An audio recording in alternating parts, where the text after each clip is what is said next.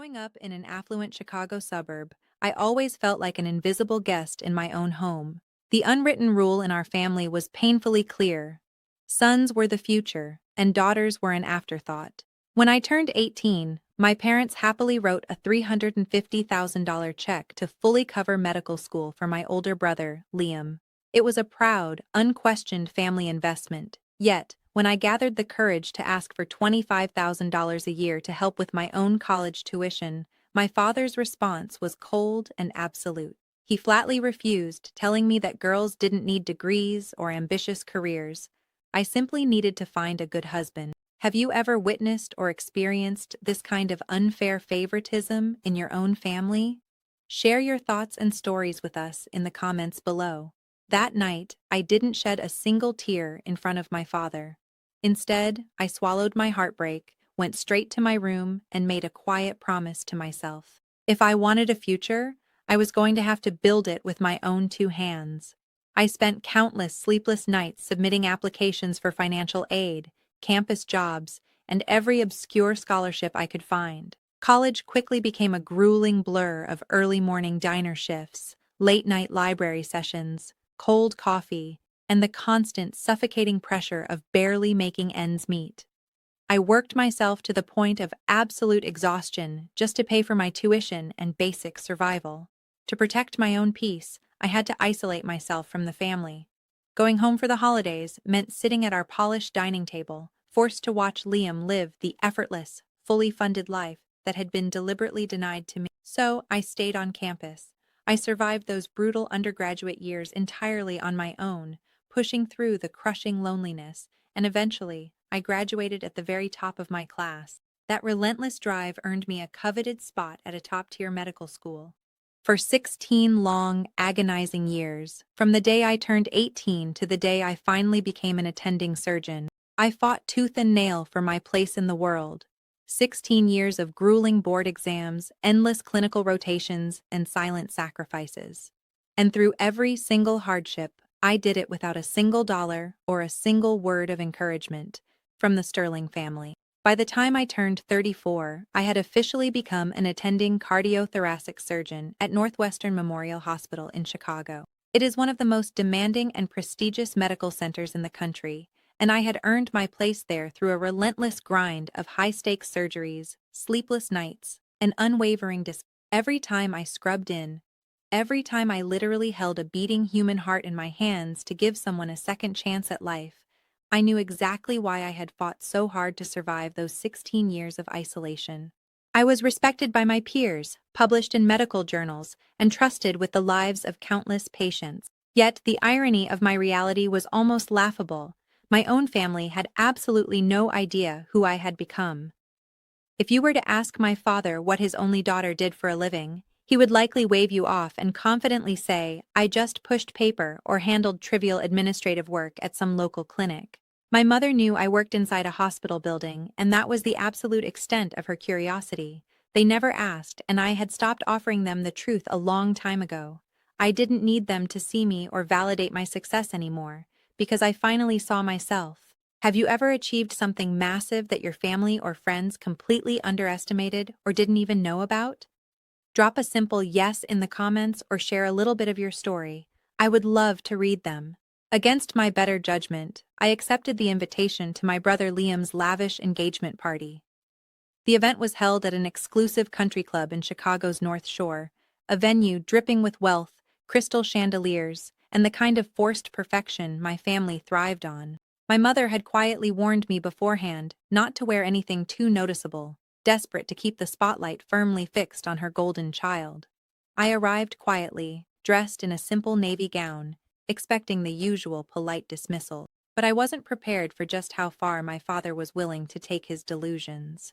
Halfway through the evening, the string quartet stopped playing, and the room of over 100 affluent guests fell silent. My father stepped up to the microphone, raising his crystal champagne flute with practiced, corporate charm. He delivered a glowing, impassioned speech about family legacy, hard work, and the importance of investing in the future. Then, looking out at a crowd of his peers, while I stood right there near the back of the room, he proudly introduced Liam as his only successful child. He boasted about how Liam was finishing his residency, how he was about to become a prestigious doctor, and how he represented everything the Sterling family stood for. The crowd erupted into applause, completely oblivious to the lie they were cheering for. I stood there, clutching my glass of sparkling water, entirely erased from my own family's narrative. To my father, I wasn't a daughter, let alone a surgeon. I was just a ghost haunting the edges of his perfect son's spotlight. After my father's humiliating speech, I retreated toward the bar, eager to blend into the shadows and let the night end. That is when Sarah, Liam's fiancée, walked over, her elegant silk dress catching the soft light of the chandeliers. She looked effortlessly beautiful, but her eyes were not focused on my face, they were locked onto my right hand. Specifically, she was staring at the understated engraved medical ring I wore every single day. "Excuse me," Sarah said gently, stepping closer. "I'm sorry to interrupt, but do you work at Northwestern Memorial?" I hesitated, my heartbeat quickening. "Yes, I do," I replied carefully. Sarah's breath caught. The polite, practiced smile vanished from her face, replaced by a look of absolute disbelief. The ambient noise of the lavish ballroom, the clinking glasses, the string quartet, the wealthy chatter, seemed to completely fade away. "You're a surgeon," she whispered, her voice trembling. Then the memory hit me like a physical force. 3 years ago, a horrific multi-car pileup on an icy Chicago interstate. A young woman rushed into my operating room at 2 a.m. with a crushed chest and massive internal bleeding. I had operated on her for 7 grueling hours, fighting to keep her heart beating when the medical odds were nearly zero. "Sarah?" I asked softly. Tears instantly pooled in her eyes.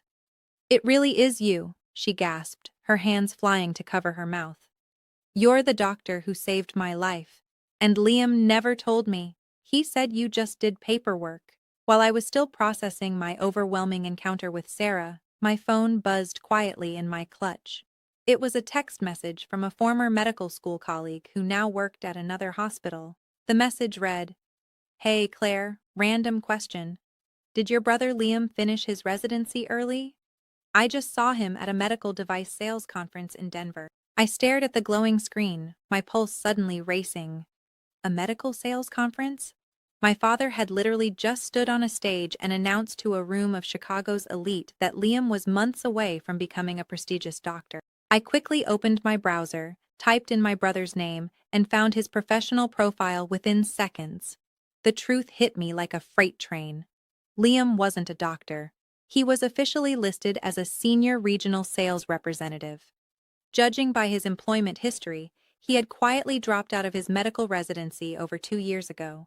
The sheer irony of the situation was staggering. My father had happily written a $350,000 check, paraded Liam around as the undisputed golden child, and publicly erased my actual 16-year journey to becoming a cardiothoracic surgeon, all to protect an elaborate lie. Liam had been deceiving our parents, his devoted fiancée, and everyone else in that ballroom for 2 solid years. Standing there, watching my father proudly pat Liam on the back across the room, the heavy weight of, if you were in my shoes right at that exact moment, what would you do? Would you keep quiet to protect your family's public image, or would you choose to expose the truth? Let me know your choice in the comments below. A few minutes later, the band stopped playing and the host invited Sarah to the stage. Everyone in the ballroom expected a sweet, predictable toast, a speech thanking the Sterling family and gushing about her perfect future with Liam. Instead, Sarah stepped up to the microphone, her hands trembling slightly, but her voice incredibly steady. She didn't offer polite thanks, and she didn't look at my brother. Instead, she looked directly into the crowd and shared the terrifying story of her car accident 3 years ago. The room fell into a stunned, hushed silence as she described the night she nearly died. Then, with tears welling in her eyes, she pointed straight at me. "The surgeon who saved my life is standing right here in this room," she announced, her words echoing off the high ceilings. "Her name is Dr. Claire Sterling. She is a brilliant cardiothoracic surgeon, and she is Liam's sister." Gasps rippled through the affluent crowd, my father's face completely drained of color. But Sarah wasn't finished. She turned directly to my father, Robert, and delivered a devastating question in front of hundreds of his wealthy peers. "Mr. Sterling," she asked, her voice sharp with betrayal, "why did you just stand on this stage and call Liam your only successful child? How could you completely erase your daughter's real, life-saving achievements just to blindly prop up your son's lies?" The suffocating silence that followed was deafening. After 16 years of being the invisible daughter, the absolute truth was finally shining in the spotlight. The moment those words left Sarah's mouth, the carefully constructed facade of the Sterling family completely shattered. Cornered and desperate, Liam sprinted up the stage steps and grabbed the microphone. His face was flushed red with anger as he immediately tried to spin the narrative, pointing an accusing finger directly at me. "She's trying to ruin everything," he yelled into the dead silent room. "Claire has always been insanely jealous. She couldn't stand letting me have one perfect night, so she had to sabotage my engagement party." The guests shifted uncomfortably. The tension was thick enough to cut with a knife. But I didn't shrink back. I stepped forward, my voice calm but piercingly clear.